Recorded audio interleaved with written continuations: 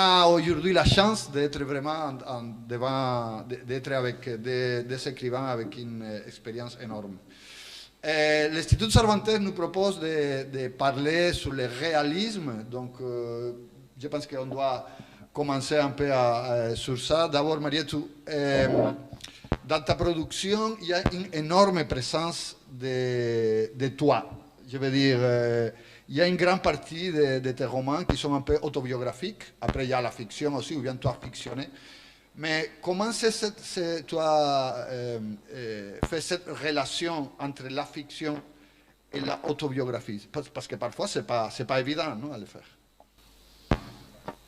Bonsoir tout le monde.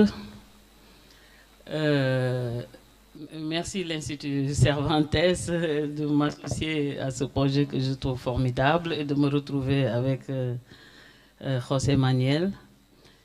Et oui, ça dit que moi, c'est maintenant, je peux parler de réalisme, de fiction, d'autofiction, de mise en abîme avec le recul, parce que je n'étais pas quelqu'un qui était disposé à l'écriture, à la littérature.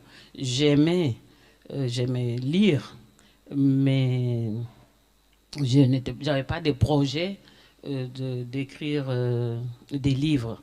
Donc quand j'ai commencé à écrire, quand je devais écrire, je n'ai même pas commencé, c'était dans l'urgence. Et j'ai commencé à écrire dans la rue, dans un café, à la place de l'Indépendance, le rond-point, le café qui s'appelle le rond-point, qui est toujours là, à la place de l'Indépendance. C'est là que j'ai commencé avec un cahier et un bic à écrire le Baobab fou. Parce que c'était dans la nécessité, dans l'urgence. Comme je n'étais pas dans une démarche de littéraire, dans le genre, quelque chose qu'il fallait travailler, réfléchir, etc., je devais seulement évacuer des vécus. Donc c'était des vécus, c'était pas des choses imaginées, inventées, c'était des choses vécues. Donc il y avait un surplus de vécus à évacuer. Donc c'était d'autant plus facile que c'était des choses que j'avais vécues, mais que je ne pouvais pas non plus dire de la manière dont j'ai vécu ces vécus. Parce que je n'ai pas pu, ce qui m'a amené à mettre ça sur papier, c'est parce que je pouvais en parler à personne. Chaque fois que je rencontrais quelqu'un et que je voulais lui parler de ses vécus, la personne s'enfuyait et disait oui, après, on s'appelle, en disant que les choses dont elle parle, si elle peut le dire, c'est qu'elle est folle, parce que c'est pas possible. Et donc c'est pour ça que ces vécus qui sont donc de la réalité, du concret, il n'y avait que le papier pour les entendre. Et donc c'est comme ça que je suis rentrée dans l'écriture, avec l'autobiographie.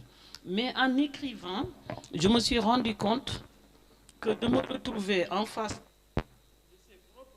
que j'avais vécu moi-même, maintenant de les voir sur le papier, je me suis dit, c'est pas possible, j'ai vécu ces choses, ces souffrances, toutes ces choses que je décris, je les ai réellement vécues. Donc de les voir en face de moi-même, c'est comme si inconsciemment, j'ai voulu cette réalité, ces vécus, les mettre en autofiction. Donc je me suis mise en abîme pour faire de l'autofiction, parce que cette réalité moi-même me dépassait. Pour te protéger un peu. De moi-même et de mon vécu, de ces vécus. Donc je me protégeais. Donc ça, c'est comme ça que j'ai commencé. Donc vraiment parler de choses donc vraies, réelles, légèrement, c'est ça que j'appelle légèrement romancées.